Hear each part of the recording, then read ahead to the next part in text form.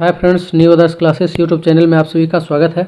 आज की वीडियो में दोस्तों हम लोग देखेंगे बिहार एसएससी सीजीएल का प्रैक्टिस सेट 1 है ना। और इसमें दोस्तों ज़्यादा नहीं, टोटल 20 क्वेश्चंस है और इन सारे प्रश्नों को आप लोग हल करें है ना। और कमेंट बॉक्स में बताएं कि आपका कितना मार्क्स आ रहा है। और दोस्तों अगर वीडियो पसंद आए तो लाइक करें, शेयर करें है ना, और साथ ही साथ चैनल को सब्सक्राइब करें और वीडियो को दोस्तों अंत तक देखें, ठीक है। तो चलिए बिना विलंब किए हम लोग स्टार्ट करते हैं और देखते हैं आज का पहला प्रश्न क्या है। तो चलिए स्टार्ट करते हैं। आज का पहला प्रश्न है दोस्तों कि भारत के पश्चिमी भाग में शीतकालीन वृष्टि मुख्य रूप से जिस कारण से होती है वो है, ऑप्शन दिया गया है, ए पश्चिमी विक्षोभ, बी है दोस्तों उत्तर पूर्व मानसून, सी है दोस्तों उत्तर पश्चिम मानसून और डी है बंगाल की खाड़ी में अवनमन। तो इस प्रश्न का सही जवाब क्या होगा दोस्तों? इस प्रश्न का जो सही जवाब होगा वो हो जाएगा आपका ऑप्शन ए। अब दोस्तों पश्चिमी विक्षोभ की बात करें है ना, शीतकालीन वृष्टि की बात करें तो चलिए इसके बारे में हम लोग थोड़ा विस्तार से देखते हैं। ये जो है भूमध्य सागर से आने वाली ये पश्चिमी विक्षोभ जो है ये कहाँ से आती है दोस्तों? तो ये भूमध्य सागर से आती है, भूमध्य सागर से आती है। और भूमध्य सागर से आने वाली पश्चिमी विक्षोभ के द्वारा जो वर्षा होती है उसे हम क्या कहते हैं? चक्रवातीय वर्षा कहते हैं। क्या कहते हैं दोस्तों? चक्रवातीय वर्षा के नाम से जाना जाता है।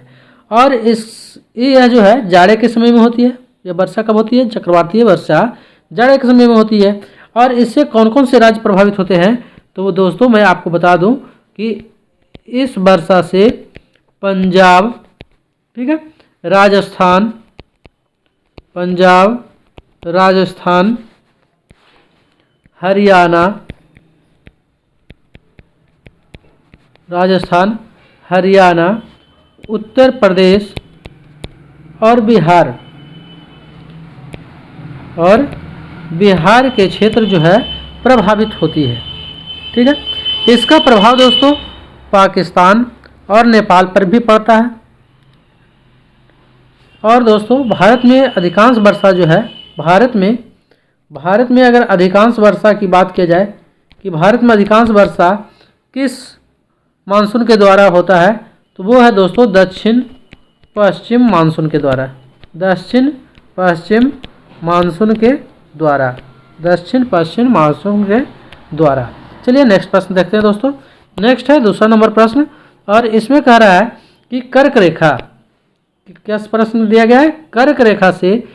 कर्क रेखा निम्नलिखित में से किस राज्य से नहीं गुजरती है? ऑप्शन है ए राजस्थान, बी छत्तीसगढ़, सी उड़ीसा और डी उत्तर प्रदेश। अगर कर्क रेखा की बात करें दोस्तों तो कर्क रेखा जो है ना, किसकी बात चल रही है यहाँ पे? कर्क रेखा की बात चल रही है। और कर्क रेखा भारत के कितने राज्यों से होकर गुजरती है? तो 8 राज्यों से होकर गुजरती है। और ये 8 राज्य कौन कौन से हैं तो आप देखेंगे तो मैं आपको पश्चिम से पूरब की ओर बता रहा हूँ। ये हो जाएगा आपका गुजरात, दूसरा हो जाएगा राजस्थान, तीसरा हो जाएगा दोस्तों मध्य प्रदेश, चौथा हो जाएगा छत्तीसगढ़, पांचवा हो जाएगा झारखंड, छठा हो जाएगा पश्चिम बंगाल,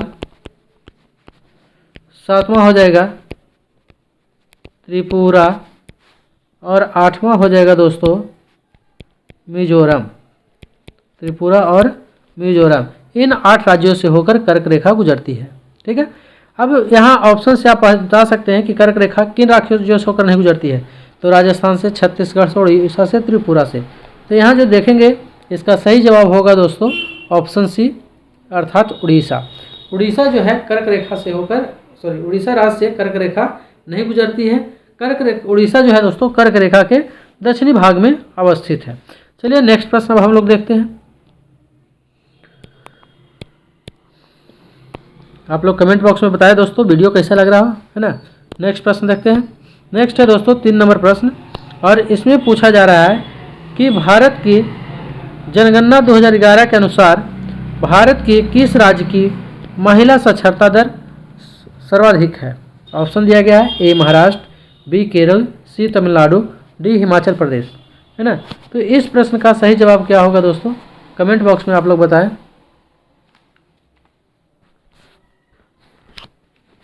इस प्रश्न का जो सही जवाब होगा वो हो जाएगा आपका ऑप्शन बी, अर्थात केरल।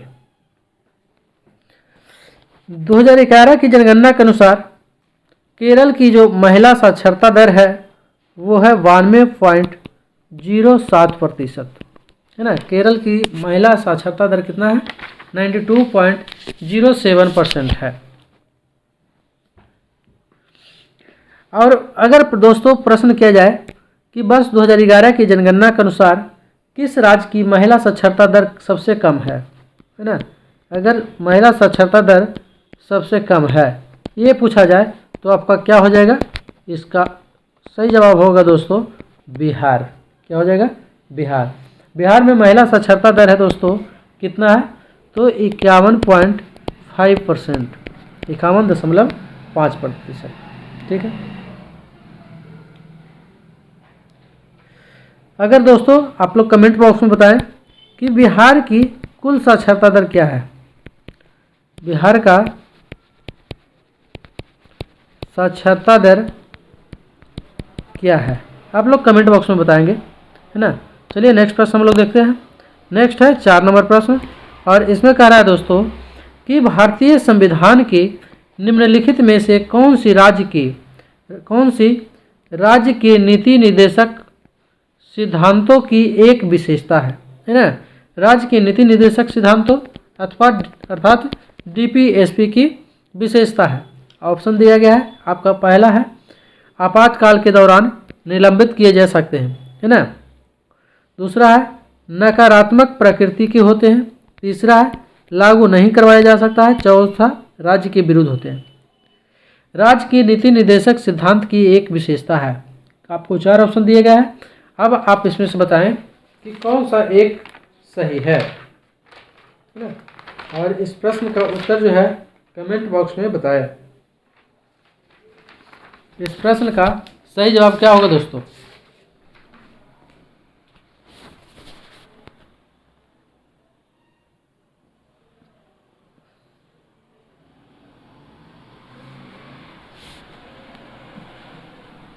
तो इस प्रश्न का जो सही जवाब होगा दोस्तों वो है ऑप्शन सी, लागू नहीं करवाया जा सकता है।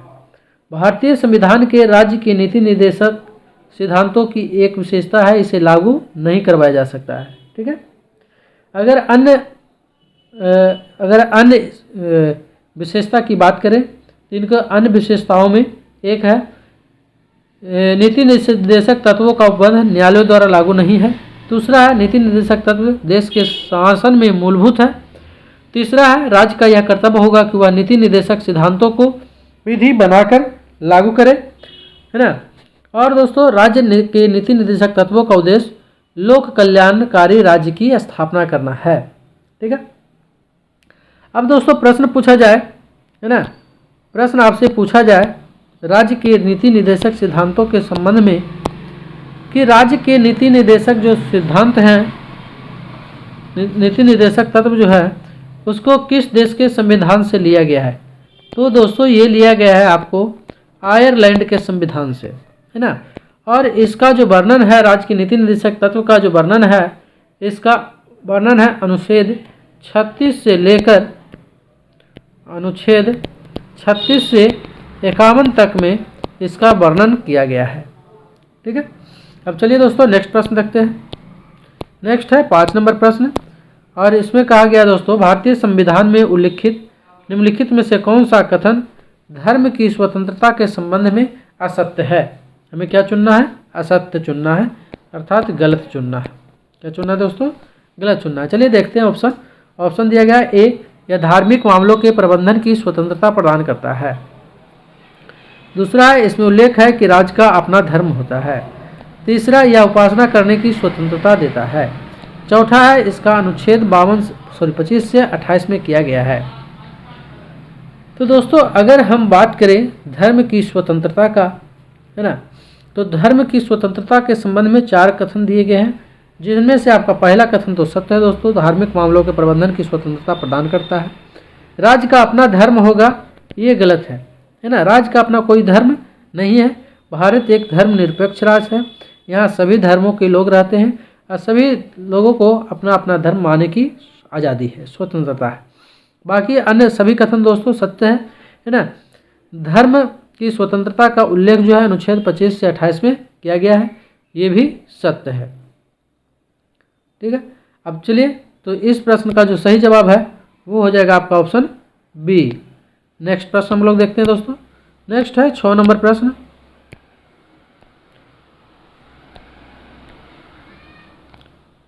और इसमें कह रहा है कलकत्ता विश्वविद्यालय की पहली महिला स्नातक कौन थी।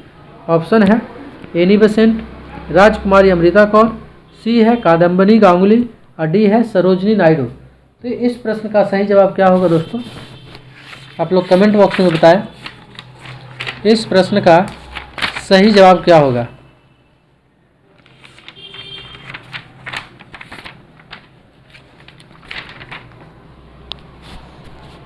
इस प्रश्न का जो सही जवाब होगा दोस्तों वो हो जाएगा आपका ऑप्शन सी, अर्थात कादम्बिनी गांगुली। क्या हो जाएगा, कादम्बिनी गांगुली हो जाएगा।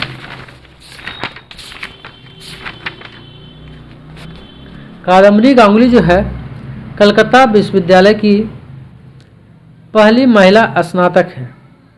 ठीक है। और अगर भारत की महिला की बात करें दोस्तों तो आप लोग कमेंट बॉक्स में बताएंगे कि भारत की पहली महिला राज्यपाल कौन थी। भारत की पहली महिला राज्यपाल कौन थी। दूसरा है दोस्तों भारत की पहली महिला केंद्रीय मंत्री कौन थी। भारत की पहली महिला केंद्रीय मंत्री कौन थी।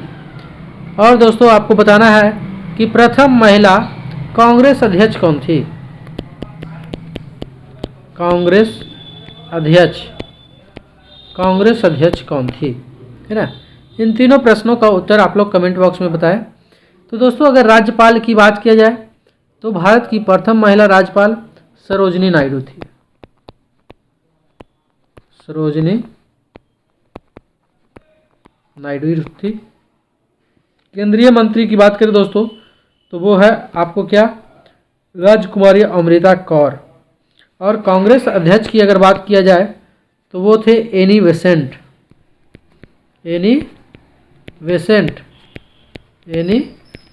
प्रथम महिला कांग्रेस अध्यक्ष थी, है ना। इन्होंने 1917 ईस्वी में कलकत्ता अधिवेशन की अध्यक्षता किए थे। कलकत्ता अधिवेशन की अध्यक्षता किए थे। चलिए नेक्स्ट प्रश्न अब देखते हैं। नेक्स्ट है दोस्तों 7 नंबर प्रश्न और इसमें कह रहा है अखिल भारतीय कांग्रेस कमेटी के किस अधिवेशन में भारत छोड़ो प्रस्ताव जो है स्वीकार किया गया था। ऑप्शन है ए दिल्ली, बी बम्बई, सी मद्रास, डी कलकत्ता। तो इस प्रश्न का सही जवाब क्या होगा, आप लोग इसका जवाब जो है कमेंट बॉक्स में बताइए।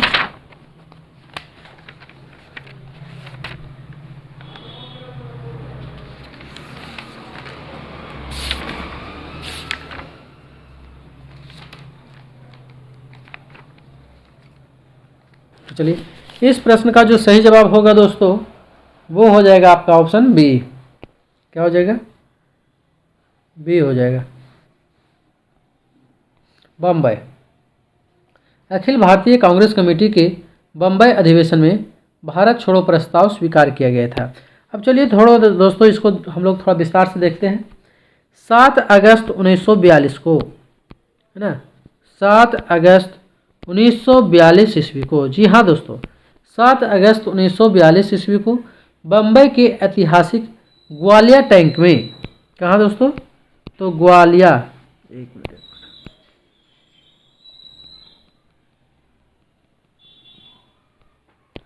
ग्वालिया टैंक में, ग्वालिया टैंक में अखिल भारतीय कांग्रेस कमेटी की वार्षिक बैठक हुई जिसमें वर्धा प्रस्ताव की पुष्टि हुई। किसकी पुष्टि हुई, वर्धा प्रस्ताव कहें तो भारत छोड़ो प्रस्ताव की पुष्टि हुई। ठीक है। अब दोस्तों अब हम लोग अगर बात करें 8 अगस्त 1942 को। 7 अगस्त के बाद अब आ जाते हैं 8 अगस्त 1942 ईस्वी को। इसके बाद क्या हुआ दोस्तों, कुछ संशोधन के बाद 8 अगस्त 1942 को प्रस्ताव स्वीकार कर लिया गया और भारत के स्वतंत्रता संघर्ष के तहत अंग्रेजों के विरुद्ध भारत छोड़ो आंदोलन प्रारंभ करने की घोषणा हुई। भारत छोड़ो आंदोलन, भारत छोड़ो आंदोलन प्रारंभ करने की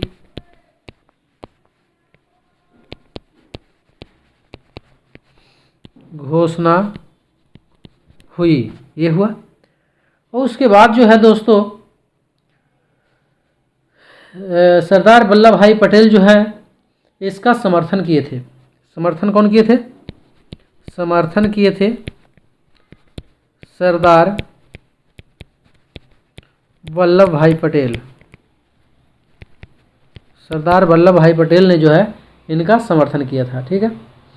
भारत छोड़ो प्रस्ताव का आलेख स्वयं महात्मा गांधी ने पंडित जवाहरलाल नेहरू और अब्दुल कलाम आज़ाद के सहयोग से बनाया था। भारतीय राष्ट्रीय कांग्रेस का तीसरा अधिवेशन दिसंबर 1887 में मद्रास में संपन्न हुआ था, जिसकी अध्यक्षता बदरुद्दीन तैयब जी ने किया था। चलिए नेक्स्ट प्रश्न हम लोग देखते हैं। नेक्स्ट है दोस्तों 8 नंबर प्रश्न, और इसमें कहा गया है कि विधवा पुनर्विवाह संघ 1861 के संस्थापक के रूप में किसे जाना जाता है? 4 ऑप्शन दिया गया है। आरजी भंडारकर, डॉक्टर आत्माराम पांडुरंग, द्वारकानाथ टैगोर, महादेव गोविंद रानडे। तो दोस्तों इस प्रश्न का सही जवाब क्या होगा? इस प्रश्न का जो सही जवाब होगा वो हो जाएगा ऑप्शन डी, महादेव गोविंद रानडे, है ना। अब दोस्तों अगर आपसे प्रश्न किया जाए कि हिंदू विधवा पुनर्विवाह कानून कब बना, तो 1856 ईस्वी में, और यह ईश्वर चंद्र विद्यासागर के प्रयासों से 26 जुलाई 1856 ईस्वी को, 26 जुलाई 1856 ईस्वी को ईश्वर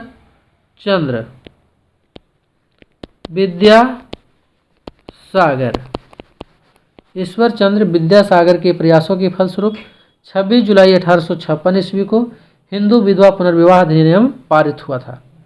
चलिए नेक्स्ट प्रश्न हम लोग देखते हैं हम लोग दोस्तों। नेक्स्ट है 9 नंबर प्रश्न, और इसमें कहा रहा है दिल्ली में हुमायूं ने निम्नलिखित में से किस शहर का निर्माण करवाया था? ऑप्शन है दीनपनाह, अकबराबाद, सीरी, मोहम्मदाबाद।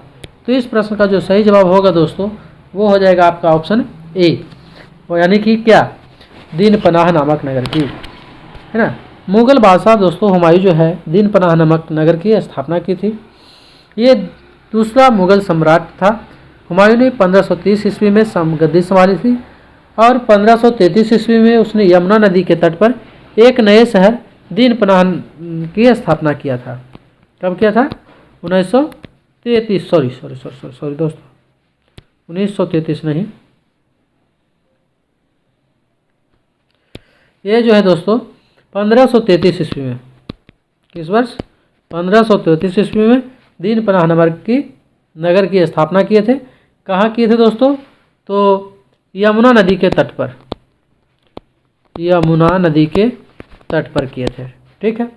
अब दोस्तों अगर आपसे प्रश्न पूछा जाए कि हुमायूं की मृत्यु किस प्रकार हुई, तो हुमायूं की जो मृत्यु है दोस्तों वो हुआ था 1556 ईस्वी में दीनपनाह के सीढ़ियों से गिर जाने के कारण, है ना।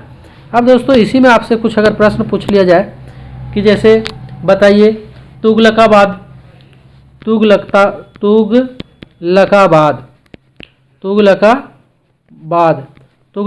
का निर्माण किसने किया था? ठीक है। आपसे पूछ लिया जाए आगरा फोर्ट का निर्माण किसने किया था? आगरा फोर्ट का निर्माण किसने किया था? आपसे पूछा जाए दोस्तों कि दीवाने खास का निर्माण किसके द्वारा किया गया था, है ना, निर्माणकर्ता कौन था? आपसे पूछा जाए जंतर मंतर, है ना, कि जंतर मंतर का निर्माण किसने करवाया था, तो इसका क्या जवाब देंगे कमेंट बॉक्स में बताएं दोस्तों। अगर तुगलकाबाद की बात करें तो तुगलकाबाद का निर्माण करता था गियासुद्दीन तुगलक। कौन था? गियासुद्दीन तुगलक। वहीं दोस्तों आगरा फोर्ट की बात करें तो आगरा फोर्ट का निर्माण करवाया था अकबर ने। कहाँ निर्माण करवाया था? तो ये करवाया था दोस्तों आगरा में।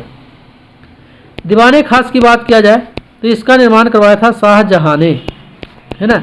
ये भी दोस्तों आगरा में अवस्थित है। और अगर जंतर मंतर की बात की जाए तो जंतर मंतर का निर्माण करवाया था दोस्तों राजा सवाई जय सिंह, है ना। राजा सवाई जय सिंह, राजा सवाई जय सिंह ने। और ये दोस्तों कहाँ अवस्थित है, तो ये है आपका दिल्ली में, ठीक है। अब चलिए नेक्स्ट प्रश्न पर की ओर चलते हैं हम लोग। नेक्स्ट है दोस्तों 10 नंबर प्रश्न, और इसमें पूछ रहा है, कहा गया है कि गांधी इरविन समझौते पर किस वर्ष हस्ताक्षर किए गए थे। ऑप्शन है ए 1941, बी 1911, सी 1921 और डी 1931। इस प्रश्न का दोस्तों सही जवाब क्या होगा, तो इस प्रश्न का जो सही जवाब होगा वो हो जाएगा आपका ऑप्शन डी, अर्थात 1931 ईस्वी में। चलिए अब नेक्स्ट प्रश्न हम लोग देखते हैं। नेक्स्ट है दोस्तों 11 नंबर प्रश्न, और ये साइंस से संबंधित प्रश्न है। इस प्रश्न में क्या करा है, आँख में प्रवेश करने वाले प्रकाश की मात्रा का नियंत्रण इसके द्वारा होता है। ऑप्शन है ए पुतली के द्वारा, बी है दोस्तों परितारिका के द्वारा, सी है श्वेत पटल के द्वारा और डी है आँख के लेंस के द्वारा। तो इस प्रश्न के दोस्तों सही जवाब क्या हो जाएगा, है ना। इस प्रश्न का जो सही जवाब होगा उसका आप लोग कमेंट बॉक्स में आंसर दीजिए। तो इसका जो सही जवाब होगा दोस्तों वो हो जाएगा आपका ऑप्शन बी, है ना, अर्थात परितारिका के द्वारा। इसे दोस्तों आइरिस के नाम से भी जानते हैं, है ना। किस नाम से, आइरिस, आइरिस के नाम से भी जाना जाता है, ठीक है। अब दोस्तों नेक्स्ट प्रश्न हम लोग देखते हैं।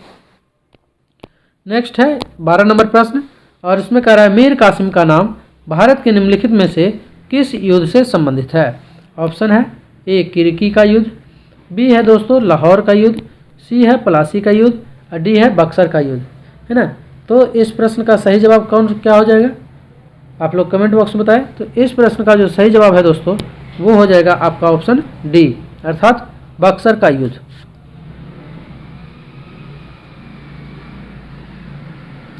अब बक्सर का युद्ध कब हुआ था दोस्तों, तो ये हुआ था आपको 22 अक्टूबर 1764 ईस्वी को।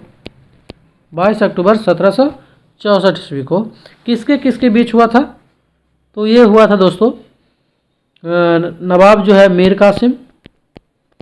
कासिम, उसके बाद आपका हो जाएगा अवध के नवाब सुजाउद्दौला, उसके बाद हो जाएगा आपका मुगल सम्राट शाह आलम द्वितीय का संयुक्त सेना, है ना, तीनों के संयुक्त सेना एवं अंग्रेजों के मध्य,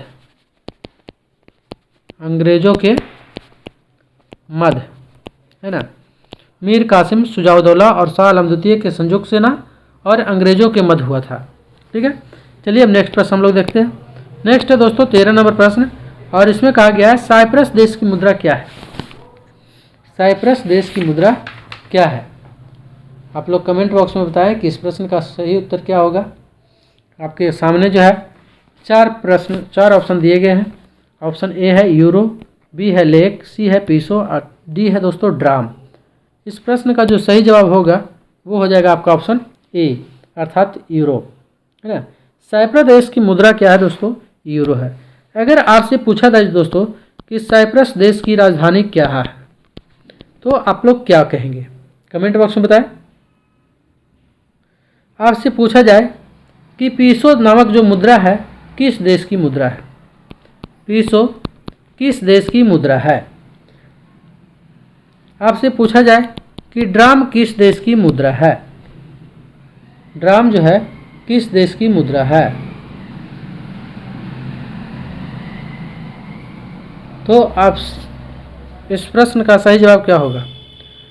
अगर साइप्रस देश की राजधानी की बात की जाए दोस्तों, तो साइप्रस की राजधानी है निकोसिया। साइप्रस की राजधानी कहाँ है दोस्तों, निकोसिया। पीसो की बात किया जाए दोस्तों, तो मैक्सिको की मुद्रा क्या है, पीसो है। मैक्सिको की मुद्रा क्या है, पीसो है।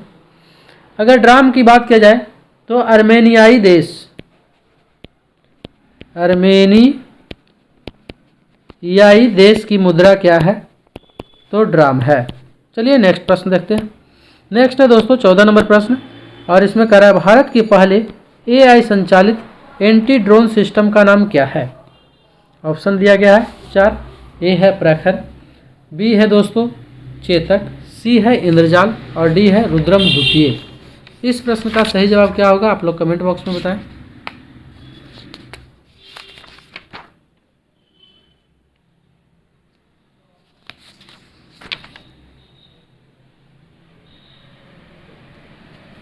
इस प्रश्न का जो सही जवाब होगा दोस्तों वो हो जाएगा आपका ऑप्शन सी, अर्थात इंद्रजाल। इंद्रजाल जो है भारत के पहले AI संचालित एंटी ड्रोन सिस्टम का नाम है। इंद्रजाल दोस्तों एक नेटवर्क केंद्रित प्रणाली है जिसमें सेंसर, हथियार और एक नियंत्रण प्रणाली शामिल है।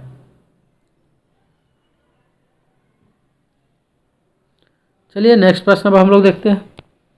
नेक्स्ट है 15 नंबर प्रश्न, और इसमें कह रहा है वर्तमान में 80वें संयुक्त राष्ट्र महासभा सत्र के अध्यक्ष के रूप में किसको नामित किया गया है? आपके सामने 4 ऑप्शन दिए गए हैं। फिलोमन यांग, एनालेना बेयरबॉक, डेनिस फ्रांसिस और डी फ्रेडरिक मोर्ज। इस प्रश्न का दोस्तों सही जवाब क्या हो जाएगा? तो इस प्रश्न का जो सही जवाब होगा दोस्तों वो हो जाएगा एनालेना बेयरबॉक, अर्थात ऑप्शन बी, है ना। अब दोस्तों अगर इसी में आपसे प्रश्न पूछा जाता कि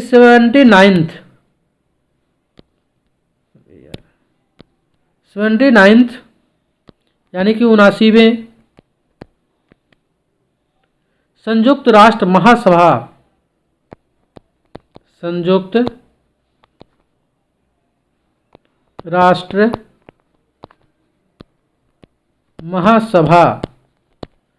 सत्र के अध्यक्ष कौन हैं?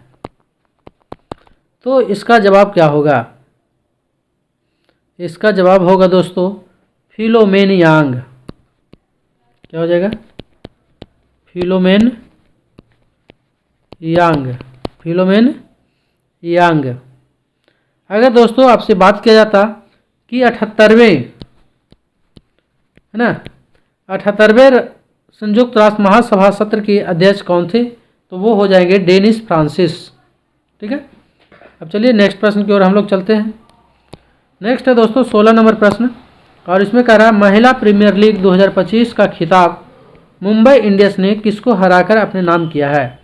अर्थात दोस्तों कहने का मतलब है कि महिला प्रीमियर लीग 2025 का खिताब किसने जीता है, ये भी प्रश्न आपका बन सकता है। तो इसका आंसर होगा मुंबई इंडियंस ने, है ना। अब इसका उप विजेता के बारे में पूछा गया है दोस्तों, इसका उप विजेता कौन है ये हमें बताना है। तो इससे 4 ऑप्शन दिए गए हैं।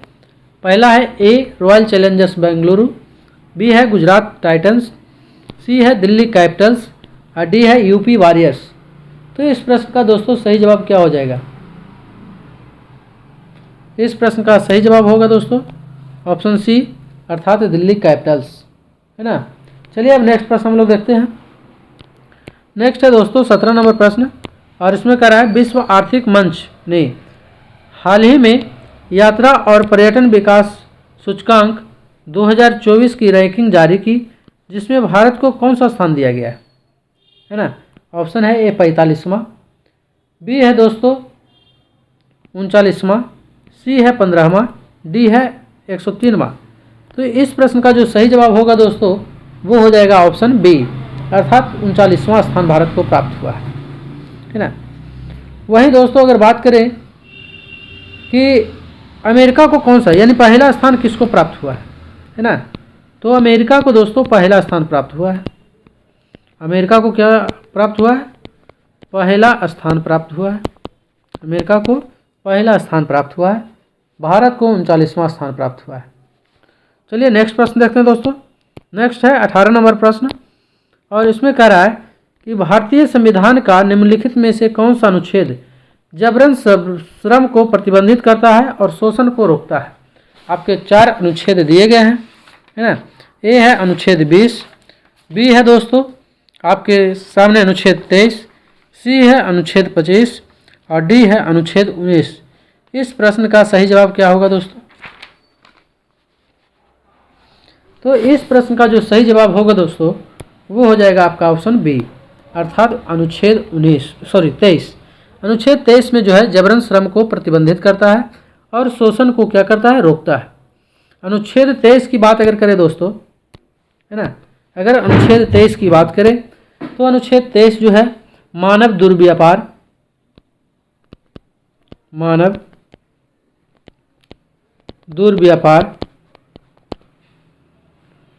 बलात्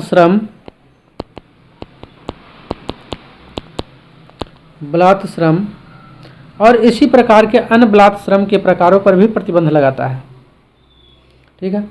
अगर अनुच्छेद 20 की बात किया जाए दोस्तों, अनुच्छेद 20 की बात किया जाए तो अनुच्छेद 20 के बारे में क्या कहता है? अपराध के लिए दोष सिद्धि के संबंध में संरक्षण से है। अपराध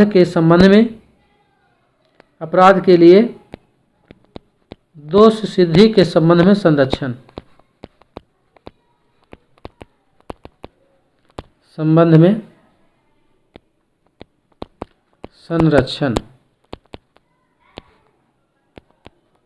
दोष सिद्धि के संबंध में संरक्षण, है ना। और आप लोग 25 के बारे में जानते ही हैं। और अनुच्छेद जो है 19 जो है ये अपने देश के नागरिकों को, है ना, या सभी नागरिकों को 6 अधिकारों की गारंटी देता है। 6 अधिकारों की गारंटी देता है। ठीक है। चलिए नेक्स्ट प्रश्न अब हम लोग देखते हैं। अगर अनुच्छेद 25 की बात किया जाए दोस्तों तो आप अनुच्छेद 25 के तहत जो है क्या करता है? सभी व्यक्तियों को अंतःकरण की स्वतंत्रता, धर्म के अबाध रूप से मानने, आचरण करने और प्रचार करने के समान अधिकार देता है। चलिए नेक्स्ट प्रश्न देखते हैं। नेक्स्ट है दोस्तों 19 नंबर प्रश्न, और इसमें कह रहा है कि एक लिफ्ट में सवार एक लड़के को आभासी भार उसके वास्तविक भार से कम होगी। एक लिफ्ट में सवार लड़के का आभासी भार उसके वास्तविक भार से कम होगी जब लिफ्ट में बैठा लड़का जो है, अब 4 ऑप्शन दिया गया है, इसमें से आप लोग को बताना है कि इसका सही जवाब क्या होगा। तो दोस्तों इस प्रश्न का जो सही जवाब होगा वो हो जाएगा ऑप्शन डी, अर्थात त्वरण के साथ नीचे की ओर गतिमान होगा। जब वह त्वरण के साथ नीचे की ओर गतिमान होगा तो उसका आभासी भार जो है उसके वास्तविक भार से कम होगी। चलिए नेक्स्ट प्रश्न देखते हैं। नेक्स्ट है दोस्तों 20 नंबर प्रश्न, और इसमें कह रहा है कार्बन डाइऑक्साइड में कार्बन का द्रव्यमान प्रतिशत क्या है? ऑप्शन है 0.034%, बी है 27.27%, सी है 3.4%, डी है 28.7%। तो इस प्रश्न का जो सही जवाब होगा दोस्तों वो हो जाएगा ऑप्शन बी, अर्थात 27.27%। चलिए दोस्तों आप लोग कमेंट बॉक्स में बताएं कि वीडियो कैसा लगा हो, और साथ ही साथ दोस्तों आप लोग जो है अपना मार्क्स शेयर करें, कितने प्रश्न आप लोग का सही हुआ, है ना। और दोस्तों वीडियो देखने के लिए धन्यवाद।